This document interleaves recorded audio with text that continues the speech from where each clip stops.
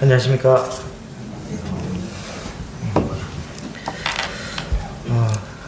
사사기 11장 보겠습니다. 사사기 11장입니다.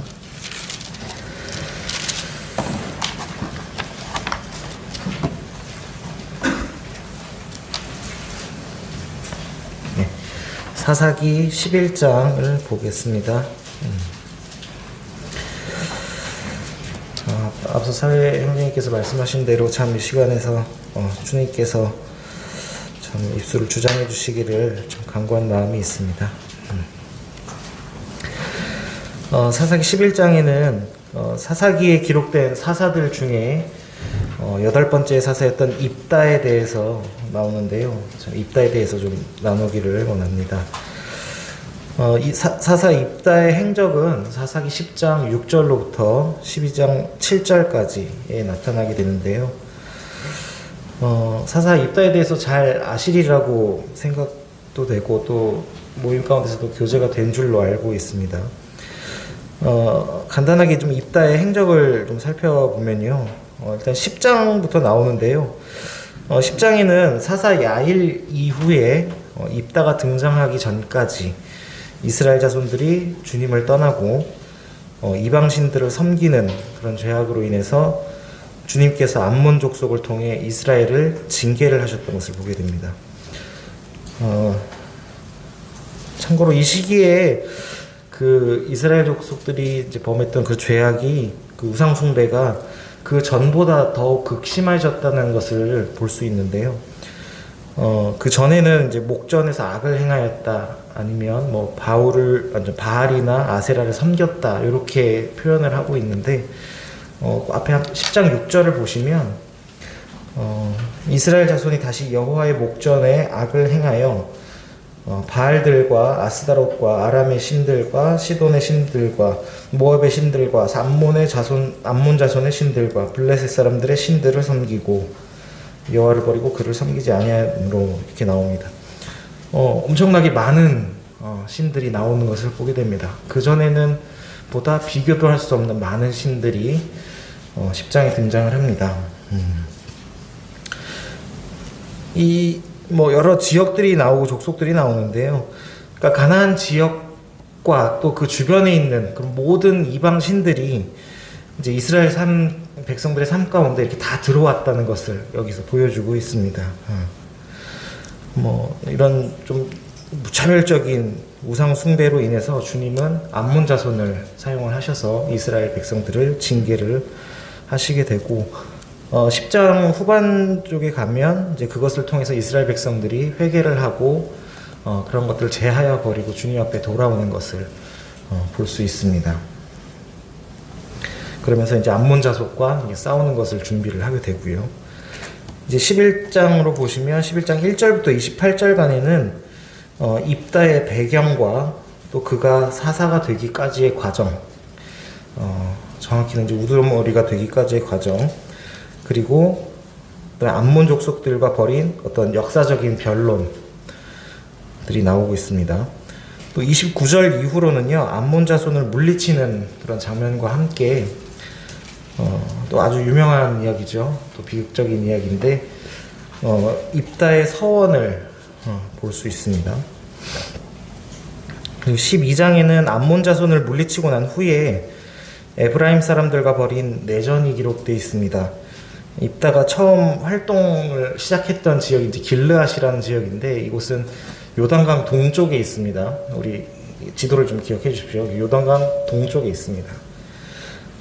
이쪽 길르앗 지역의 장로들이 그 입다를 이렇게 세워서 이제 자신들의 장관으로 삼고 이제 그 암몬 족속을 이제 물리치죠.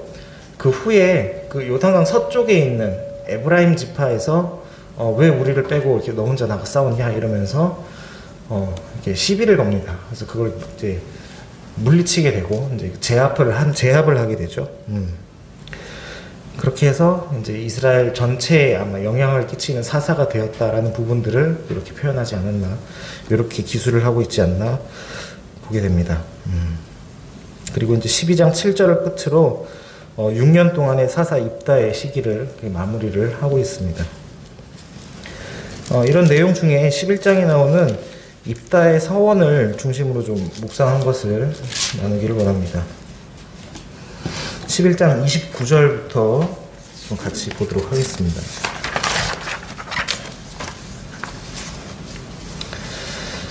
사사기 11장 29절 제가 읽도록 하겠습니다.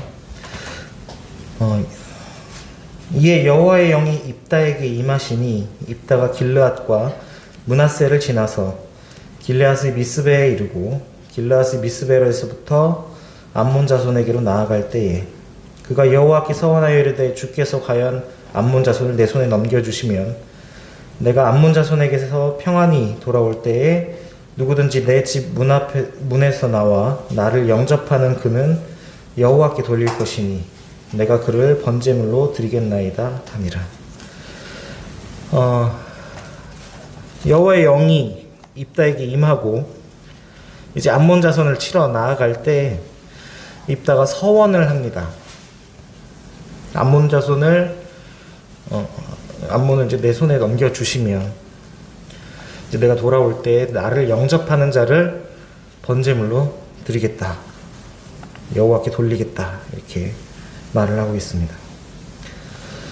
이후에 32절과 33절에는 이렇게 서원을 하고 나가서 암몬 자손을 대적해서 이제 그들을 물리치는 장면이 나옵니다. 제가 좀 특이하다고 느낀 것은 이 32절과 33절에 나오는 그런 암몬 자손을 물리치는 장면이 우리 왜 앞에 뭐 기드온이나 뭐 드보라나 뭐 아니면 뭐 여리고를 무너뜨리는 그런 장면들을 생각할 때 하나님께서 그 과정에 직접 개입을 하시고 역사를 하시는 구체적인 모습이 상세히 나오는 것을 우리는 기억을 하시죠.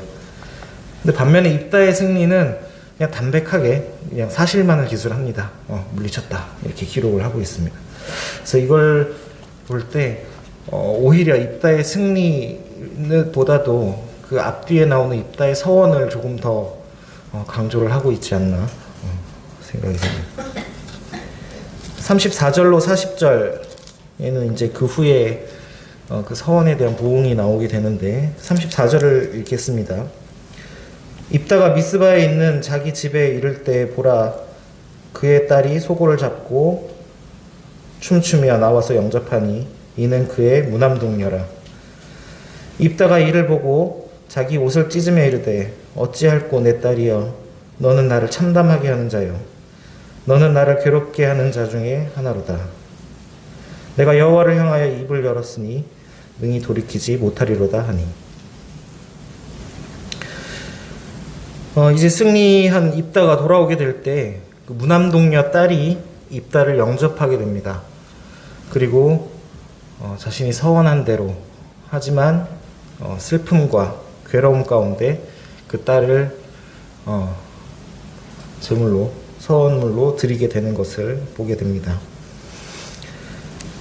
사실 이 서원의 사실성이라는 측면에서 그러니까 실제로 그 딸을 번제물로 드렸는지 아니면 이게 번제물로 직접 드린 것이 아니라 주님께 이렇게 여기 뭐 처녀라는 얘기가 나오게 되는데 혼인을 하지 않고 일평생 주님만을 섬기면서 살았는가 하는 어떤 해석상의 이견이 있기는 합니다.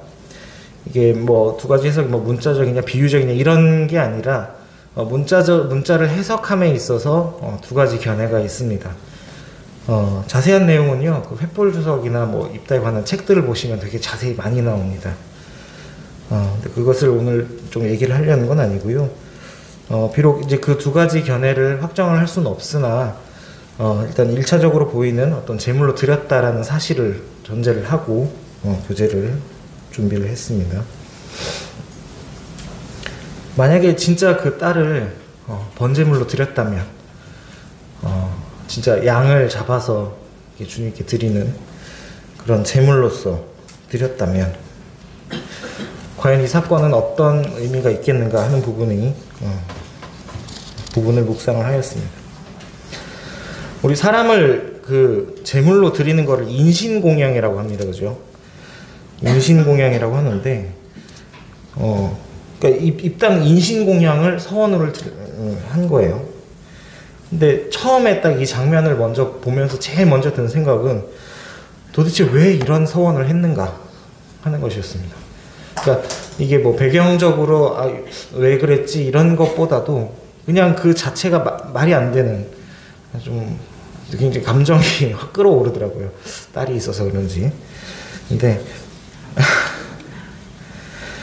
근데 정말 어떻게 이런 서원을 할 수가 있지? 라는 생각이 가장 먼저 들었습니다. 우리 주님이 이런 그 자기 자녀를 뭐 사람을 제물로 드리는 것에 대해서 하지 말라고 하신 건 잘 아실 겁니다. 우리 신명기 12장 같이 좀 보실까요?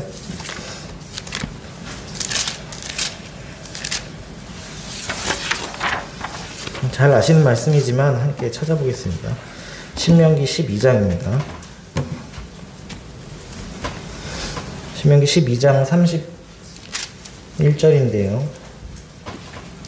내 하나님 여호와께는 내가 그와 같이 행하지 못할 것이라. 그들은 여호와께서 꺼리시며 가증히 여기시는 일을 그들의 신들에게 행하여 심지어 자기들의 자녀를 불살라 그들의 신들에게 드렸느니라. 잘 아시는 말씀이죠. 우리 조금만 넘기셔서 18장 10절을 보겠습니다. 신명기 18장 10절입니다.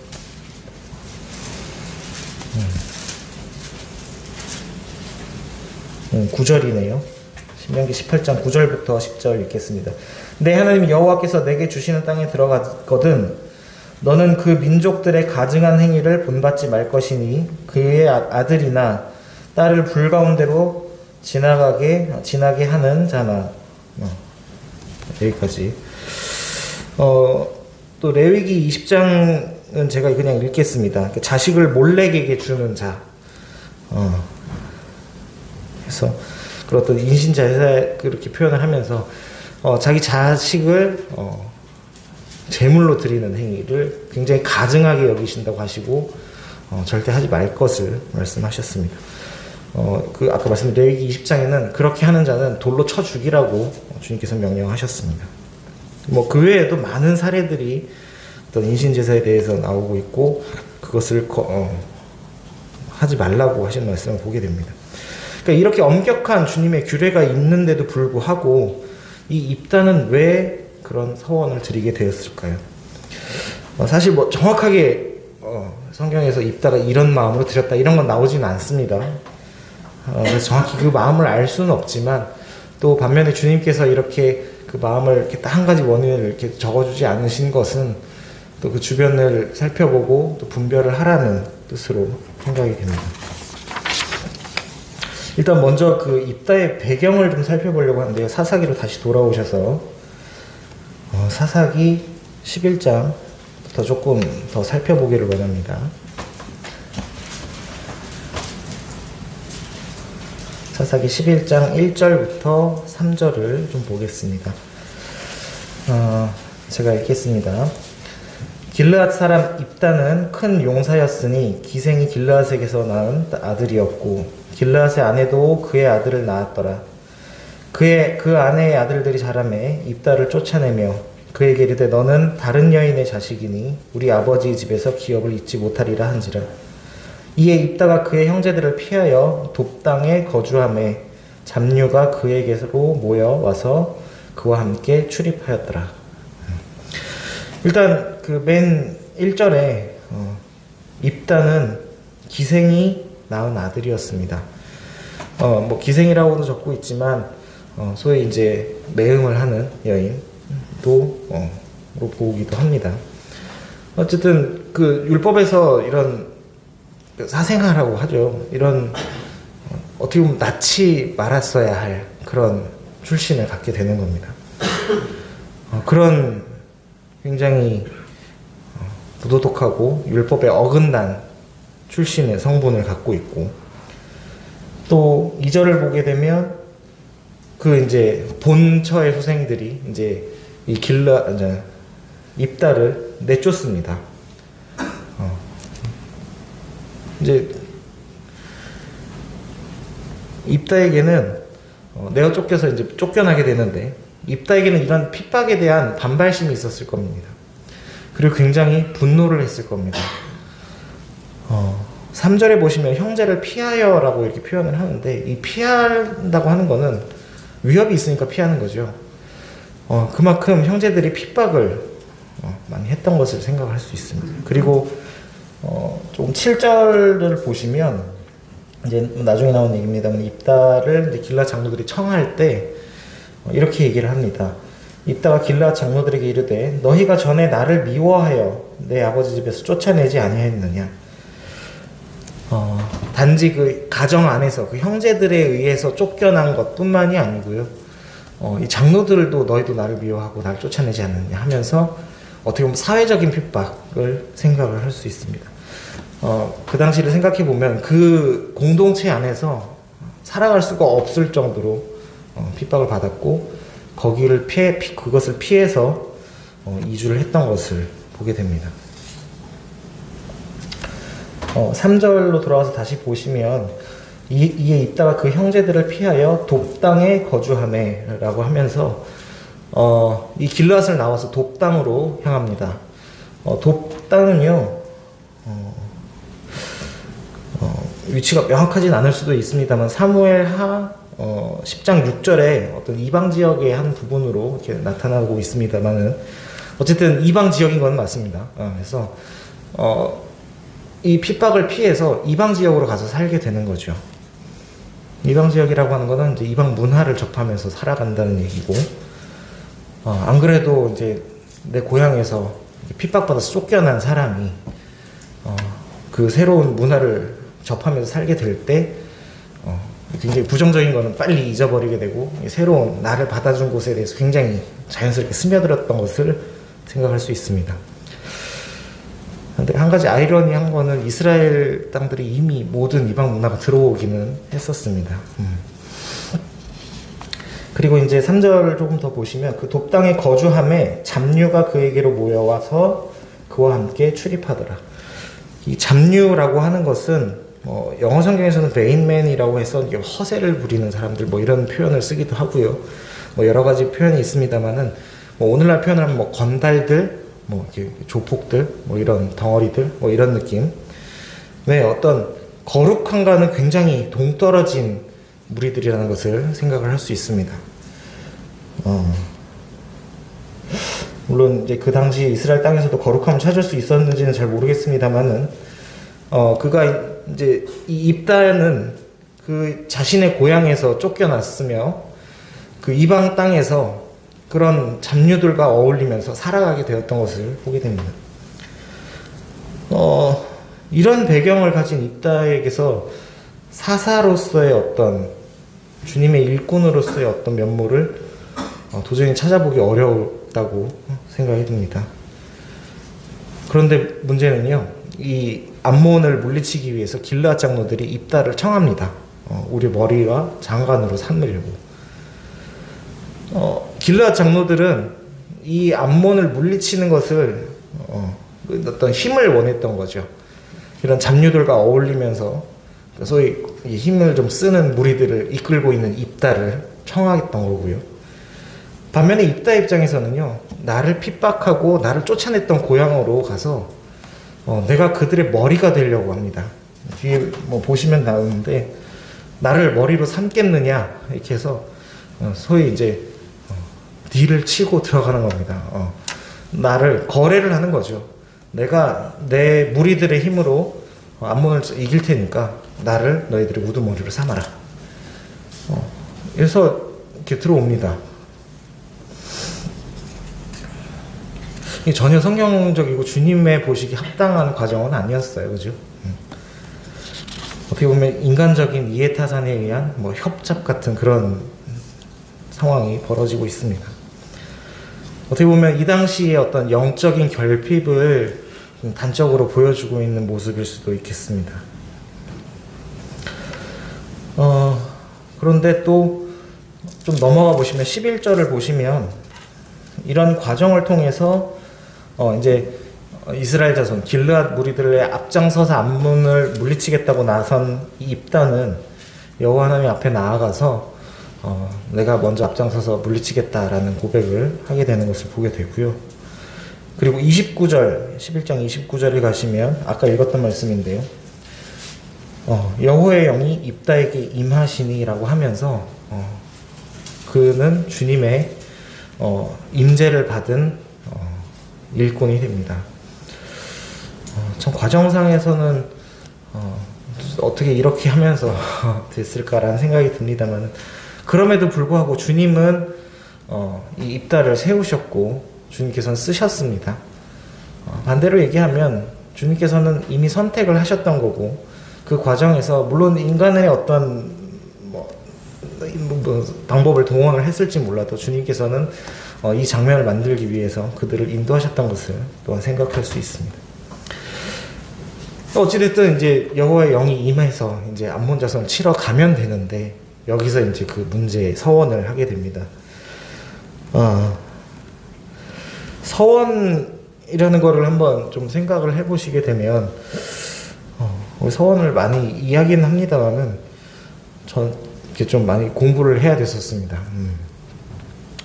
서원은 우리 기본적으로 주님께서 이렇게 하시면, 이렇게 해주시면 내가 뭐 이렇게 하겠습니다, 아니 무엇을 드리겠습니다, 이런 식으로 구조를 가지죠.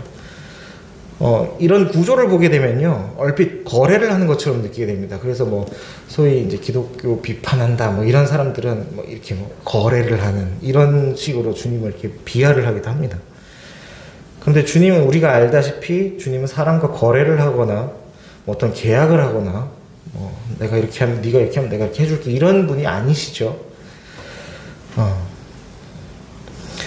서원이 가지고 있는 몇 가지 특성을 조금 정리를 해보았는데요. 우선은 주님의 뜻과 계획이 완전히 합치되는 일이라는 것을 어떤 분별을 하는 것이 필요합니다. 이것이 주님의 뜻에 완전히 부합하는가, 어떤 분별이 필요하고요. 그 다음에 주님이 그 이루실 일 혹은 어떤 인도하심에 대해서 나의 완전한 순종이 동반합니다. 그리고 주님께서 그것을 이루실 능력이 있으시고 또 반드시 그렇게 이루실 것이라는 강한 믿음이 있습니다. 그리고 우리 서원물이나 어떤 행위로서 그 이루실 것에 대해서 미리 드려진 감사라는 것을 보게 됩니다. 분별을 하고 순종을 하며, 그리고 그건 주님을 믿고 그 다음에 미리 드려진 감사라는 측면에서 서원은 이루어지게 됩니다.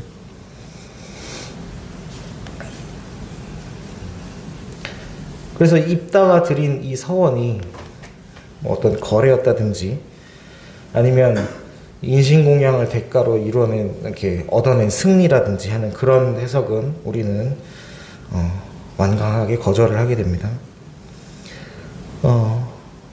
때문에 입다가 드린 이 서원은요, 정말로 순수하게 주님께서 주실 승리에 대한 감사로서 드렸다고 분별이 됩니다.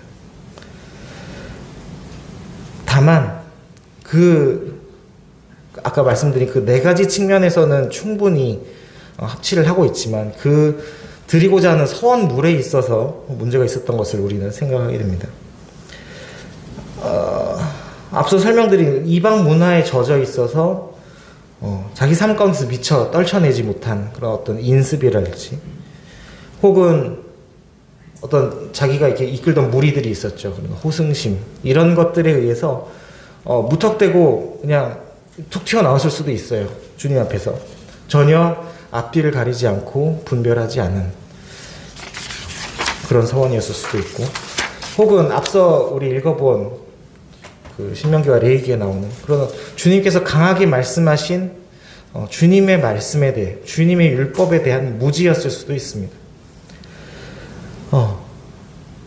이런 복합적인 측면에서 봤을 때 입다는 정말로 주님을 의지를 하였고 주님을 따르는 마음으로 그 서원을 드렸지만, 그 서원물에 있어서 큰 실수를 하게 됐다고 이해를 할 수 있습니다.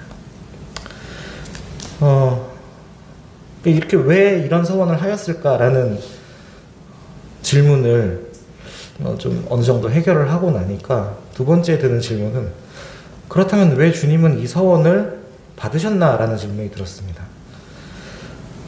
가증하다고 말씀하셨던 그 인신 제사를 왜 하게 하셨나? 허락하셨나? 라는 질문이 들었습니다. 주님께서는 입다의 서원을 거절을 하셨을 수도 있습니다. 이거는 합당하지 않다 해서 예를 들면 암몬 자손에게 지게 만드셨을 수도 있죠. 우리 그 여리고성을 무너뜨리고 나서 아이성을 무너뜨리러 갔을 때 처음에는 졌잖아요. 근데 왠지 이렇게 조사를 하고 나니까 아간의 범죄 때문에 졌다는 것을 알게 됩니다. 그래서 그것을 제하여 버렸을 때 주님께서는 아이성을 이스라엘 백성 손에 붙여주셨습니다. 그런 과정들을 가질 수 있는 거예요. 근데 주님은 이 서원을 받으셨습니다. 그냥 혹은 이거 어떻게 그런 서원을 드리냐 이렇게 설령 꾸짖지도 않으세요. 아무 말 없이 받으셨고 그의 서원을 허락하셨습니다. 왜 그러셨을까? 이런 생각을 했을 때 사사기 11장 9절과 10절 잠깐 보겠습니다. 아까 말씀드린 어떤 서로 이렇게 이해타산이 맞아가는 과정을 보게 되는데요. 9절과 10절을 읽겠습니다. 입다가 길르앗 장로들에게 이르되 너희가 나를 데리고 고향으로 돌아가서 암몬 자손과 싸우게 할 때에 만일 여호와께서 그들을 내게 넘겨주시면 내가 과연 너희의 머리가 되겠느냐 하니 길르앗 장로들이 입다에게 이르되 여호와는 우리 사이의 증인이시니 당신의 말대로 우리가 그렇게 행하리이다 하니라.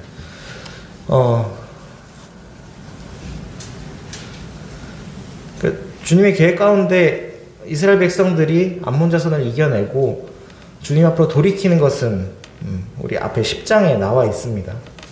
찾지는 않았습니다만은 그 과정 가운데 이런 어떤 암몬과 입다와 길라 장로들 간의 어떤 말이 나왔을 때 사실은 그는 이미 사사가 될 운명이었던 것을 생각을 할 수 있습니다. 또 한 장 넘기셔서 사사기 12장 7절을 보겠습니다.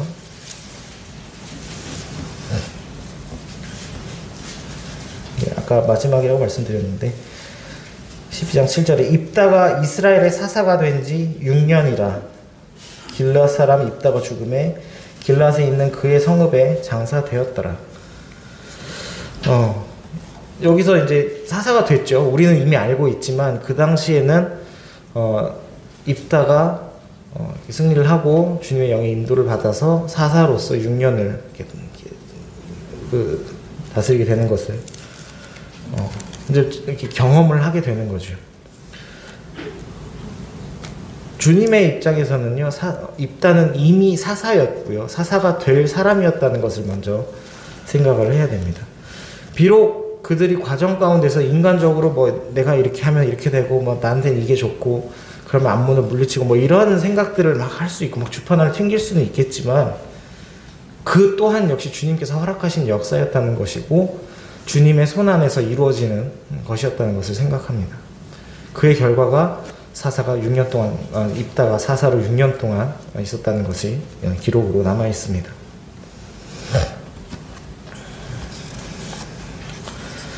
자, 주님의 입장에서 봤을 때 이 입다는 어떤 사사가 될 만한 배경을 전혀 갖지도 못하고 그런 배움을 가졌는지도 모르겠습니다. 또 그의 삶을 돌아봤을 때 그냥 잡류와 어울리고 이방 땅에서 그냥 그렇게 살아가는 사람이었죠. 근데 이 사람을 사사로 만드셔야 했습니다. 주님께서는.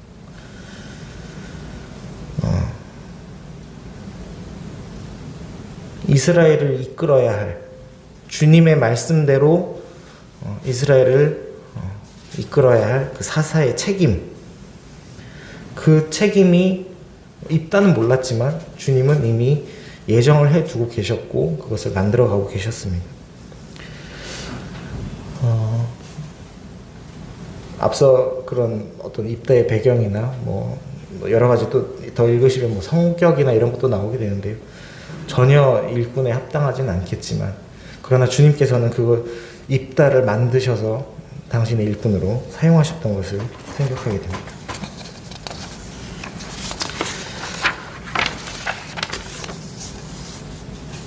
우리 잘 아시는 말씀인데요. 우리 미가서 6장 6절 한번 같이 볼게요. 미가서 6장 6절입니다. 6.6절로 8절이시죠.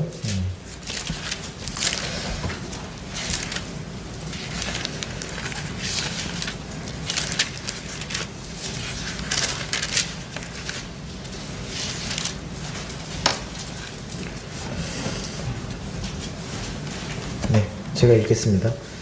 내가 무엇을 가지고 여호와 앞에 나아가며 높으신 하나님께 경배할까? 내가 번제물로 1년 된 송아지를 가지고 그 앞에 나아갈까? 여호와께서 천천의 수량이나 만만의 강물 같은 기름을 기뻐하실까? 내 허물을 위하여 내 맏아들을 내 영혼의 죄로 말미암아 내 몸의 열매를 드릴까? 사람아, 주께서 선한 것이 무엇임을 내게 보이셨나니 여호와께서 내게 구하시는 것은 오직 정의를 행하며 인자를 사랑하며 겸손하게 내 하나님과 함께 행하는 것 아니냐. 그 어떠한 제사를 드리는 것보다 아까 입다가 한 것처럼 그 사랑하는 무남동녀 딸을 드리는 것보다 주님께서 원하시는 것은 그 주님의 뜻에 따라 행하고 나 자신을 부인하고 겸손하게 주님 앞에 있는 것을 말씀하십니다. 그의 삶에 배어있는, 그의 생각에 틀어박혀 있는 그 모든 선하지 않은 것들, 이방의 것들을 주님께서는 그것을 깨닫게 하시고 버릴 수 있는 기회를 주셨던 것을 보게 됩니다. 사사기로 돌아오시게 되면 사사기로 돌아오실게요. 사사기 11장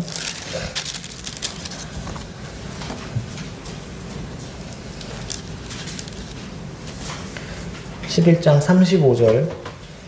입다가 이를 보고 자기 옷을 찢으며 이르되 어찌할꼬 내 딸아, 너는 나를 참담하게 하는 자요 너는 나를 괴롭히는 자 중에 하나로다. 내가 여호와를 향하여 입을 열었으니 능히 돌이키지 못하리로다 하니.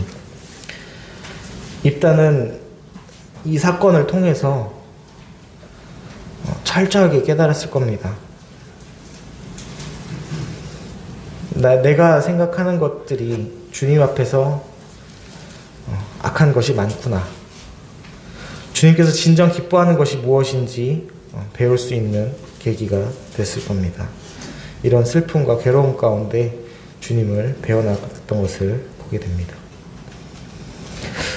우리 히브리서 11장 말씀 한번 보겠습니다. 이 부분도 잘 아실 텐데요. 믿음의 계보가 있죠. 히브리서 11장 32절입니다.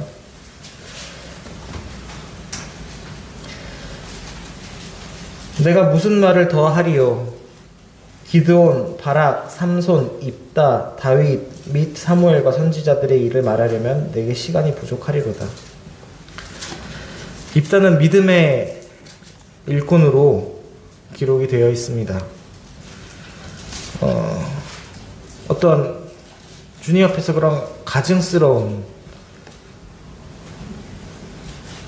서원을 하였음에도 불구하고 그런 연약함 가운데서도 주님께서는 입다의 믿음을 보셨고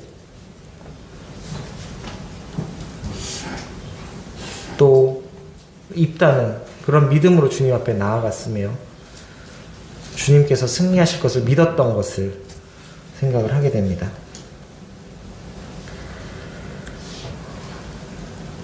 다시 사사기 말씀으로 좀 돌아오시면요. 사사기 12장 7절 말씀 볼게요. 입다가 이스라엘의 사사가 된 지 6년이라. 길르앗 사람 입다가 죽음에 길르앗에 있는 그의 성읍에 장사되었더라. 다른 사사들과 동일하게 기록된 말씀입니다. 얼마나 통치하였고 어디에 묻혔더라. 그런데 입다가 이스라엘의 사사가 된 지 6년이라 라는 이 말씀이 평범해 보이지만 어떤 입다의 배경과 또 뭐 돕당에 거주하며 그런 잡류들과 이렇게 출입을 하였고 또 주님으로부터 멀리 떨어져서 이방 문화에 젖어 있던 그 입다가 사사라고 기록이 되어 있죠. 사사로서 주님께 인정되고 또 그에게 주님께서 책임을 맡기신 것을 보게 될 때 이게 얼마나 큰 은혜인지 생각을 하게 됩니다. 처음에는 봤을 때는 6년을 사사로 했구나 라고 했는데 그 사사로 6년을 있었다는 말이 입다에게는 어마어마하게 큰 은혜였을 겁니다. 이렇게 입다의 서원을 좀 중심으로 어떤 입다의 이해할 수 없는 그 서원과 또 주님께서는 또 그것을 받으셨다라는 사실에 대해서 이렇게 쭉 묵상을 하면서 이제 묵상을 했는데 처음에 했던 질문이 다시 생각이 들었습니다. 입다는 도대체 왜 그런 서원을 드렸을까? 근데 처음에는 입다는 왜 그랬을까를 생각을 했는데요. 계속 묵상을 하다 보니까 이 질문이 저한테 돌아오고 있더라고요. 입다는 왜 그랬을까 해서 나는 왜 그럴까? 입다가 하나님의 영이 임하자마자 그렇게 서원을 했잖아요. 우리도 주님의 성령을 받고 성도라고 불리고 그리스도인이라고 불리는 난데 왜 나는 그럴까? 라는 질문이 들었습니다. 입다처럼 무지하기도 하고 또 무모하기도 하고 또 막 악행도 많습니다. 막 모순되는 말은 이렇게 하지만 행동은 이렇게 하고 말씀은 보지만 나의 삶은 그렇지 아니하고 옛사람의 본성으로 가득 차 있는 연약한 저를 돌아보게 됐습니다. 주님의 말씀에 무지하지는 않는지 또 주님의 뜻에 거스리지는 않는지 또 내 생각을 앞서서 주님보다 나를 드러내고 있지는 않는지 심지어 말씀 교재 요걸 준비를 하면서도 이 말씀을 묵상하면서도 뭔가 나를 또 드러내고 있지는 않을까 이런 두려움도 항상 있고요. 또 그 가운데 또 부서진 저 자신을 보게 되었습니다. 그러나 또 한편으로 또 아까 교재 드린 대로 그런 입다를 사사로 세우시고 믿음의 일꾼이라고 믿음의 사람이라고 기록하신 그런 주님의 은혜를 또 보게 되면 이렇게 연약하고 아무런 주님의 닮은 점이 하나도 없는 그런 사람을 당신의 자녀라고 부르시고 또 형제라고도 부르시고 동역자 또 종 일꾼이라고 부르시는 그 은혜를 생각하며 참 감사가 됐습니다. 네, 이상으로 기도를 마치겠습니다.